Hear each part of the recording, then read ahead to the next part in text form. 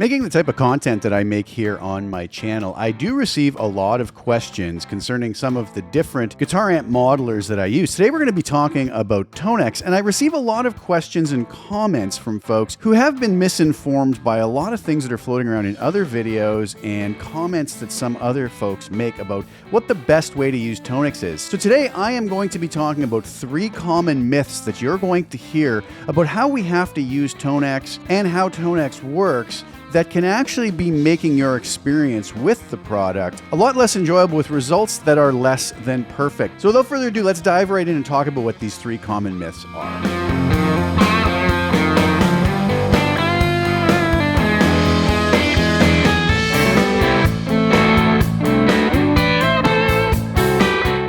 Myth number 1 that we're going to talk about is the idea that we need to constantly be changing our global input trim depending on the guitar that we're playing. Obviously, anybody who's played guitar for a while and has played numerous different guitars knows that every guitar is going to have its own unique tonal characteristics, and one aspect of that is how powerful the pickups are, how much output the pickups are putting out. Now, my philosophy behind this is that I'm going to choose the guitar because of those characteristics, and I don't necessarily want to change them. So if I have something like a guitar that I own, such as my Vigier Excalibur, which has a DiMarzio Tone Zone pickup in the bridge, that's a much higher output pickup than, say, my Gibson Les Paul or my Gibson SG, which are going to have a more vintage style pickup, which are going to be a little lower output. Now, I don't want to change that. When I plug that into an amplifier, I'm going to choose, let's say, my Gibson SG because I know it has those lower output pickups. And if I wanted something to hit the front of that amp harder, I would go choose something like my Vigier Excalibur that's going to have a higher output pickup. Now, a lot of folks talk about going into Tonex every time and following the little meter where it says low, okay, and high. And what I do is I ignore that meter. It really doesn't have any bearing on anything that I do because it doesn't really give us any meaningful information. My sole goal is to leave enough headroom so that I am going to be able to plug any guitar into Tonex Pedal with the global input trim set one time and then not ever have to worry about it again. I can simply, as I've talked about in recent videos and in videos in the past, I can simply use my gain control to compensate. If I do want to take a lower output guitar, hit the front of a tone model a little bit harder, I can simply just take this gain control, bump it up, pull it back, whatever I'm trying to accomplish without always going in and accessing my global input trim. So we do not need to change the global input trim every time we change guitars or are using a different guitar with different output levels from its pickups. Now, I am going to show you one reason why I would avoid doing that and why it is a good idea to set your global input trim with more headroom. Now, a lot of folks who followed my channel know that when I go into my global settings on my Tonex pedal, I have my global input trim set to -3. Now that puts Tonex Pedal as an audio interface more in the range of something like a Line 6 Helix. It's about half a dB off. I think we would have to go down to -3.5 to match the Line 6 Helix. If we were to bring this down to -4, -4.5, that's going to be closer to a lot of the universal audio interfaces. We would even have to maybe pull this back a little bit more to match some other audio interfaces on the market with their instrument input gain set to 0. And that's an important point to remember when I'm tossing those numbers around. I'm talking about not adding any more input gain to those interfaces. So I've found that a setting of -3, which basically turns the audio interface portion of Tonex into an audio interface with 11 dBu of headroom, very, very close, about half a dB off, like I said, from the Line 6 Helix. That gives me enough headroom for pretty much all the guitars I'm going to use and most guitars that are out there. When we get into active pickups, it may be a little bit different, but we can compensate by that by just using the volume control on our guitar on our active pickups. Now, one really common thing that folks like to do is bump this up much higher, therefore not really doing anything other than giving themselves less headroom. A really common setting a lot of folks like to use is +8. Now, here's the problem. You'll notice I have a Reaper up on the screen here, and you'll notice that I have 2 channels set up. There is another feature in our global settings within Tonex Pedal, which is something that I don't hear a lot of people talk about. But if we scroll over to USB out mode, we have stereo and we have dual. So let's take a look first at what stereo does. So you can't see me on screen, but I have my Vigier Excalibur that I was previously talking about with the DiMarzio Tone Zone pickup in the bridge, and I'm playing through a tone model based off of my brand new Sir Ombre amp. These are really killer tone models.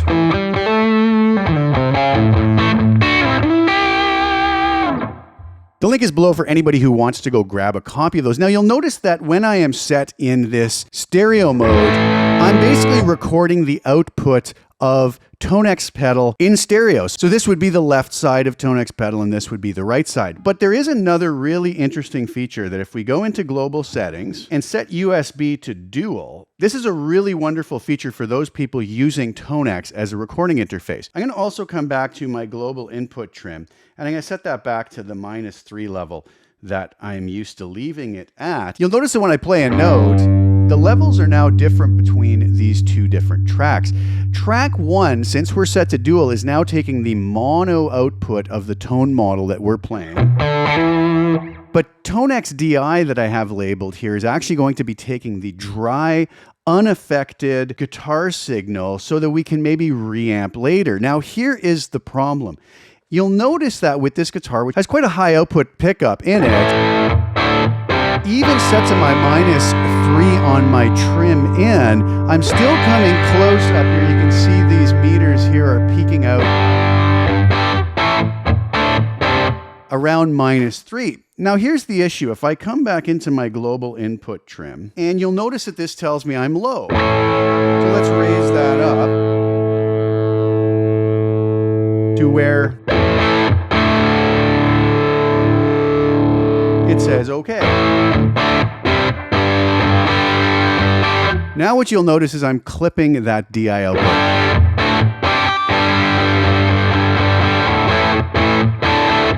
I've left myself no headroom, and I've basically made it by running that input trim that high, not leaving enough headroom. I've created this situation where I really can't use this interface feature of Tonex Pedal anymore. Now, if I go even further and run this up at +8, you'll notice now,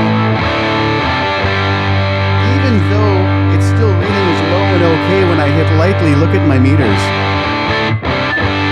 I am clipping that track, and if I go into record mode here, you'll see it. Right here, it's just going to be clipped out. It's not going to work for anything that's going to be usable, and by running our input trim that high, we're basically going to be discounting ourselves from ever utilizing that feature of the USB out dual mode where we could capture that nice reampable DI'd guitar track. Now, if you go back to where I've set this at -3, you'll notice that even with a high output level guitar, I'm not coming that close to clipping anymore. I may, if I'm hitting really hard, I've still got 3 dB of headroom, but normal playing,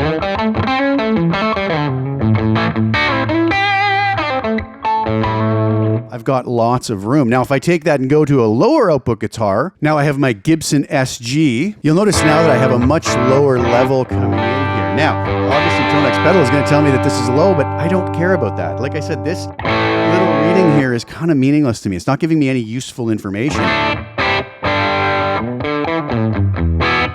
But I can simply come out of this, and if I wanted to hit the front of that tone model harder with this lower output guitar, I don't have to go to my global input trim.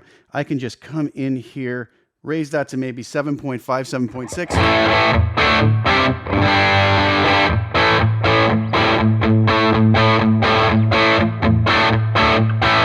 I still have lots of headroom on my DI, because it hasn't been affected, but I'm also getting the same effect as running my global input trim, much harder, but just utilizing the gain knob. Very, very important piece of information. So myth number 1, we do not have to change our global input trim depending on the guitar we're using. Set it once so that you have lots of headroom. Leave it alone. If you need to hit the front of a tone model with a little bit more input gain, use your gain control within your tone model and it will work out much nicer for you.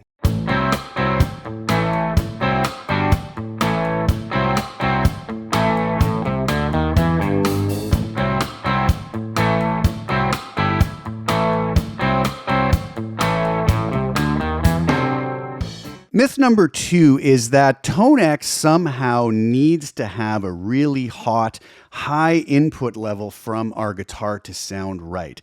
That could not be further from the truth. The actual Tonex ecosystem will work with a wide variety of different input levels. even when we're capturing. I personally capture my tone models so that when we have the instrument input level set so that a 0 dBu signal will equal to minus 11 dBFS or 11 dBu of headroom, they're going to sound exactly like I captured them. Again, that's going to be much like what I just showed you on Tonex Pedal set to -3. It just works. It's beautiful. I don't have to keep messing around with changing the input trim up and down for different guitars. It's going to react just like plugging into the amplifier I was capturing, regardless of the guitar we have. And then, as I said, we can use the gain control if we want to hit the front of it a little harder or a little bit softer. So the Tonex ecosystem does not inherently need a high level input. It's going to depend on whoever made the particular tone model. Now, if we take my tone models here, and I'm again showcasing my Sir Ombre Ultimate Tone Model Collection here, I'm no longer going through Tonex Pedal, so I have my audio interface set to the same level I just described, which would be like having Tonex Pedal set at -3, and it sounds just like the amp when I plug this guitar into.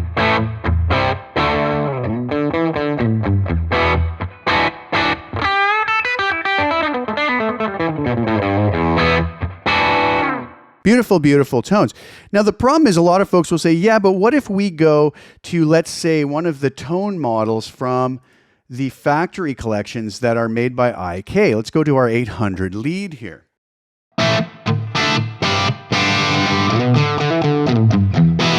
Now, the issue is we do not know what input level this is expecting because that information is not out there. So when we don't have that information, if you're dealing with a particular tone model that's different than something like my own, where I'm telling you the specific input level that that tone model was captured to expect, we have to just go by what sounds good, and that's okay too. So if I plug into this tone model by ikmultimedia,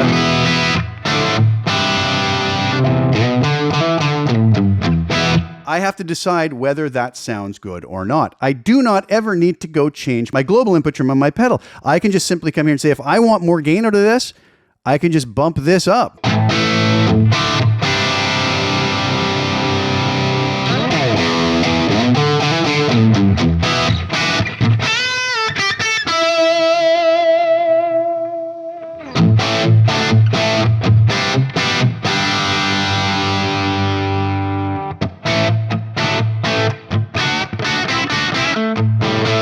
There's some perfectly usable tones there, even though I don't know what input level this is actually expecting. We don't need that information. It would be nice to have if we're trying to get the exact amount of saturation that that amp was captured with. But if we don't have that information, it doesn't render these unusable. We have this gain control, which allows us to do the exact same thing as the global input trim and hit this tone model harder or softer. In the end, we want to dial it in to use it in a way that's going to sound good to us. If it is sounding a little weak with too little gain, we just hit it with more input.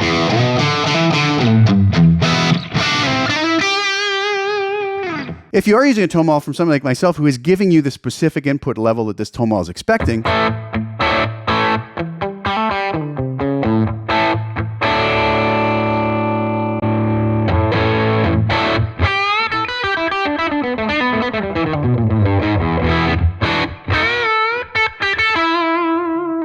then you're going to be able to set it with your gain on the default 5 and get the tone exactly how I captured. Doesn't mean you can't still come in here and boost it up if you want a little more.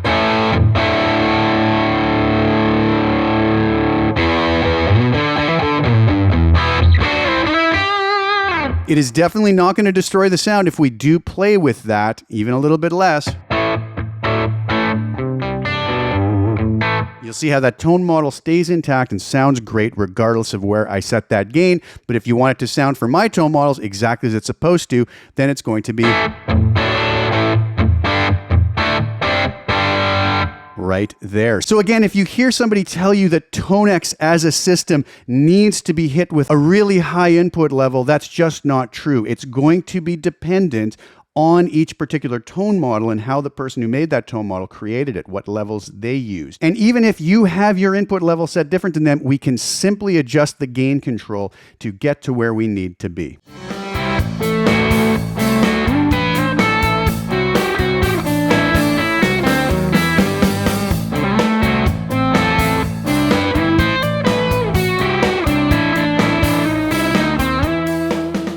Myth number 3 is that somehow taking a tone model and messing with any of the advanced parameters or any of the controls on the front of the amp, or the top of the amp in this case, is somehow going to destroy the tone model and have it lose integrity and not sound like that amp anymore. That's just not true. The advanced parameters, the compressor, the noise gate, these are all very powerful features of Tonex and Tonex Pedal that we should utilize. The reality is, no matter how great a tone model is, it's really going to depend on the playback system that we're using after the fact, and also the guitar that we're using to plug into it. If we take a tone model that on some systems sounds dark and on other systems sounds bright, well, the tone model hasn't changed, but the monitoring system has. So you may find that the particular FR speaker you're using, for example, might be very dark sounding, and you get a tone model such as this, and you find it too bright. Well, it's very simple. You could come into, let's say, the presence control and dial that back.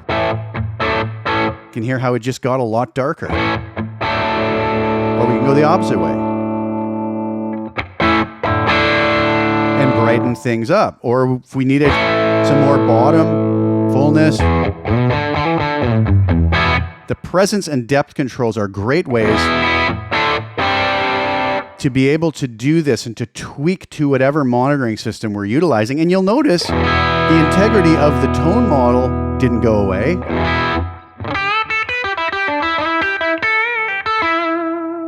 But we just shaped the tone to suit what we need. Now, that's because I have my EQ in post. If I had it in pre, that's going to be different, because now that's going to hit the front of the tone model with different levels, and it will affect things in different ways. But I would suggest really utilizing the presence and depth control, and then also the low and high shelf EQs can be very, very powerful. We can choose the frequencies that we want to boost or cut, and we can set those how we want, and then boost or cut the low and high shelf frequencies, which is going to really help us to take what is already a great tone model and just tweak it perfectly for our system. So keep in mind that simply by changing these advanced parameters, it is not going to destroy the integrity of the tone model, but it will allow us to shape it in a manner that's going to be very useful for us. So I hope those 3 tips and the sort of debunking of these 3 common myths that I hear a lot help you to be able to utilize Tonex in a much more efficient manner. Be very careful what you listen to in some people's videos.